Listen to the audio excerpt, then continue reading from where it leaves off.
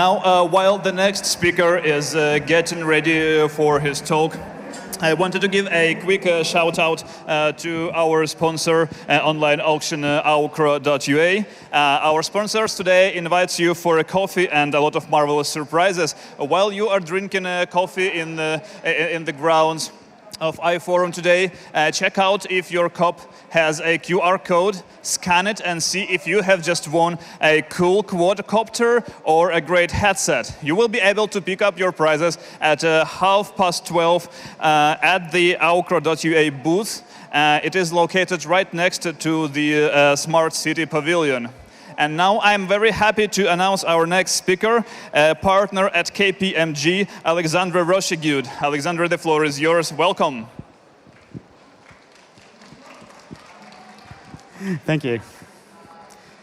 Well, good morning, everyone. I'm very glad to be here. I had the chance to be invited at the last SVOD conference in Dublin in January, and it was a great pleasure with the really great companies that I met.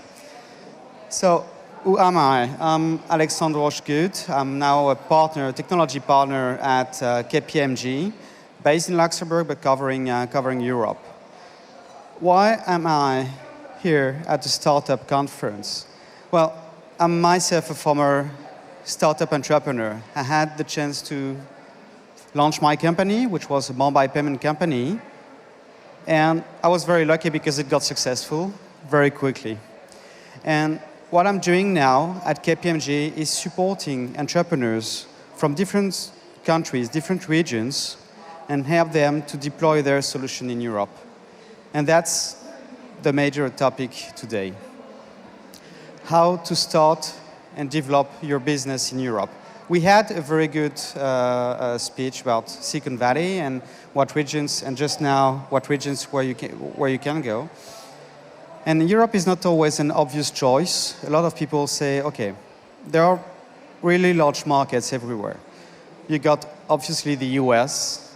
This is a huge market. A lot of money, even if it's not always that easy to get the money. You got Asia, but entering the Asian market is not that easy, mainly for cultural reasons. If you don't have local partners, it's usually pretty difficult to go there. And then you got Europe. And Europe is just kind of a huge market. Europe is more than half a billion people. So it can be a huge, this is a huge market potential.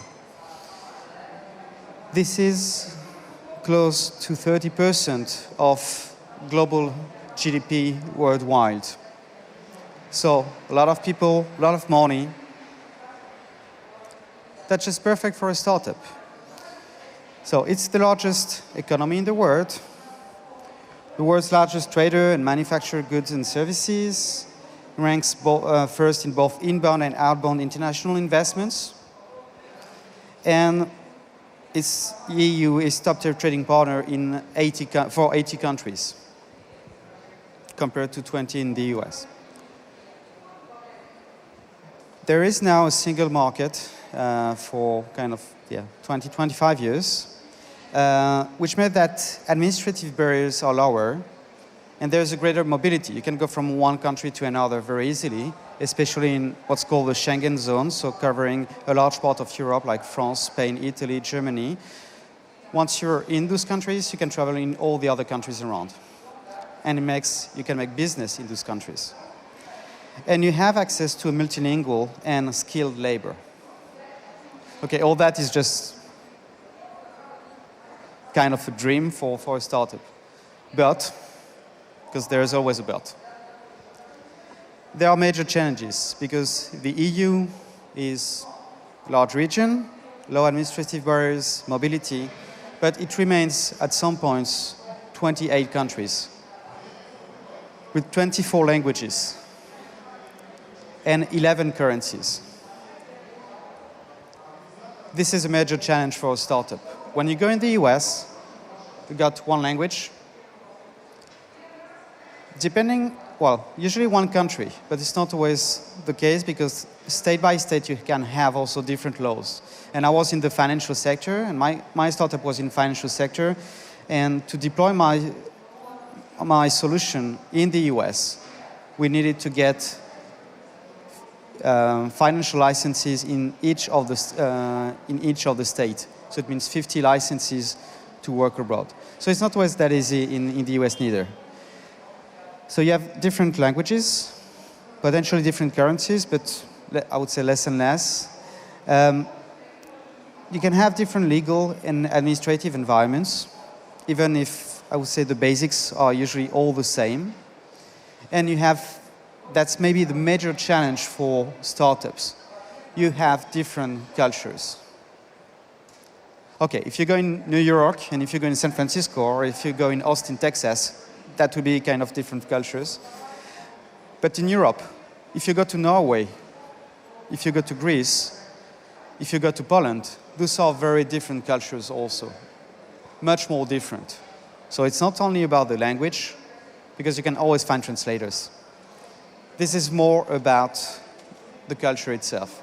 So you must know what's the culture, what are the expectations of your clients, of your partners. So why Europe? Very honestly, there is less money than in the US for raising funds. When you want to raise a big amount of money, you usually go to the US. It's not easier, but you raise more. But on the opposite side, you have a lot also of public grants. And so, for example, just to give some opportunities, there were 7.5 billion euros for early stage investments, 5.5 billion from business angels, 2 billion from early stage VCs. And equity crowdfunding is just starting for a couple of years, but already represents 80 million. There are now 53 programs in Europe of networks of incubators and accelerators. There are much more incubators and accelerators, but the big ones. 700 companies that are accelerated. And when we say that, it's, I would say, strongly accelerated. So with a lot of public funding and 2,000 jobs that were created just for those companies. And there are some great success stories. You might not know all the names here, but when we look, I'll check just one example. These are my friends from BlaBlaCar. So BlaBlaCar is car sharing solution. I had the chance to meet them when I had my startup, and we were together in a pitching conference, and they were very small, and my company was very small. My company went bigger and got acquired.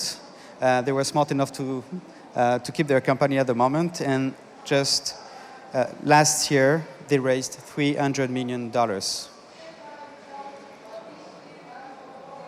Mainly in London from a US VC fund, but still based from Europe.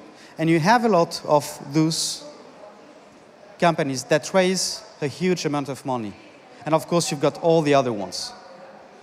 In my company, I raised a total of 18 million in 2 years, and half of it was coming from European investors. The other half was coming from Asian investors.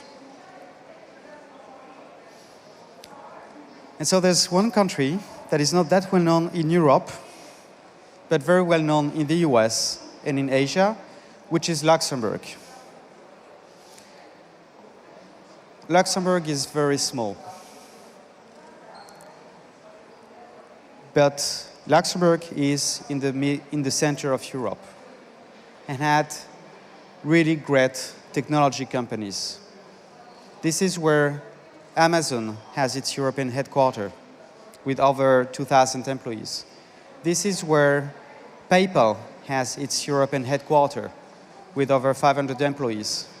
This is where Rakuten, Alibaba, and all those great technology companies, usually US companies and Asian companies, are setting up their headquarters. So why do they do that? There is no local market. Well, 500,000 people. Well, first, the infrastructure is great. There is a lot of governmental support to attract companies, foreign companies, to set up their company in Luxembourg and deploy their solution in Europe from Luxembourg.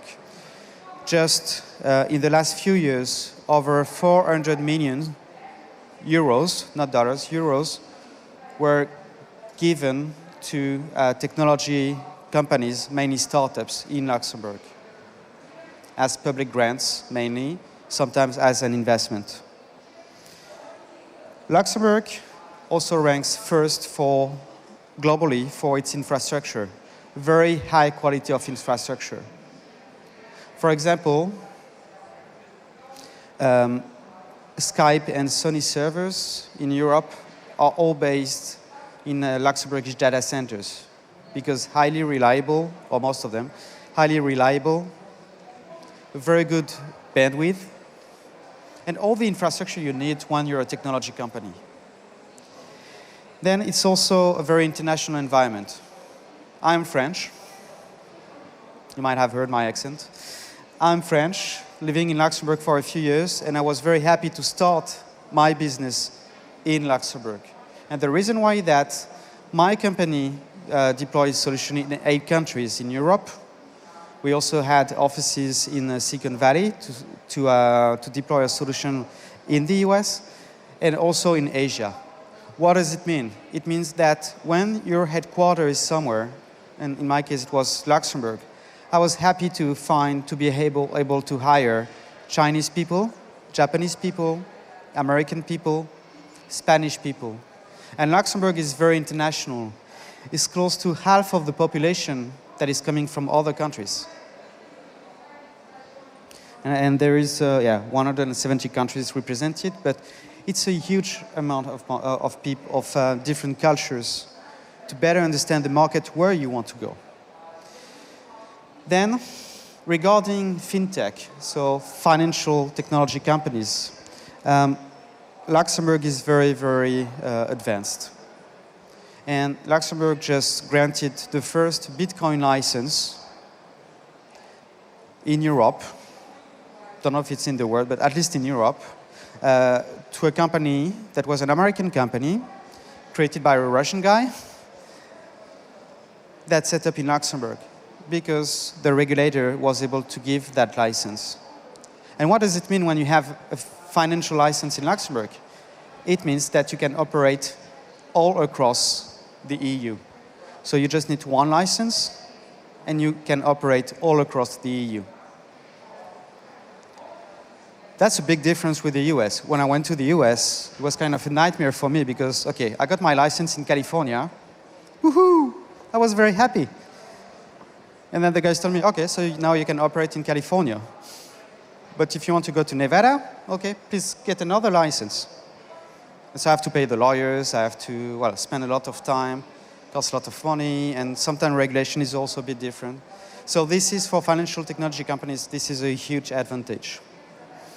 Then for talents, Luxembourg ranks 3rd in the world for talent competitiveness. You have a lot of highly skilled people that you can find in Luxembourg. Why? Luxembourg is so small.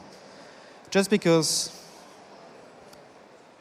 it's in the center of Europe, multicultural, good salaries. So what does it mean? It means that you can attract people. It means that you can attract people. And that's the primary point. Attracting people with very good skills. And there are a lot of people from Germany, engineers from Germany, from France, from Belgium, from Spain, from Italy, coming there.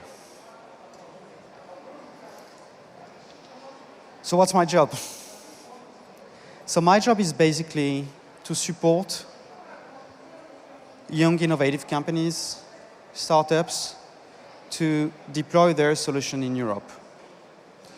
We mainly work with Asian companies, a lot of Japanese and Korean companies, a lot of American companies that can have some traction in their country, but when they want to enter in Europe, because of all the challenges that I discussed before, they need some support. And this support, we do it through what we call the Cube, the KPMG Hub for Entrepreneurs. And the Cube is not only KPMG, but the Cube is a full ecosystem for Europe, where you find innovative companies, incubators and accelerators, and amongst them Growth Up, our local partner here in Ukraine. Corporate partners, so lawyers, data centers, marketing agencies, recruitment firms, everything you need to run your operations. And also financial institutions, large corporates, because you need clients. That's nice to set up your company, to run your company, but you need some network. And what we do, basically, is that we open our network. You need to meet a large bank, you need to meet a large retailer. We will give you the connection with them. We have organizations in media and also investors. Investors, business angels, VCs, corporate ventures.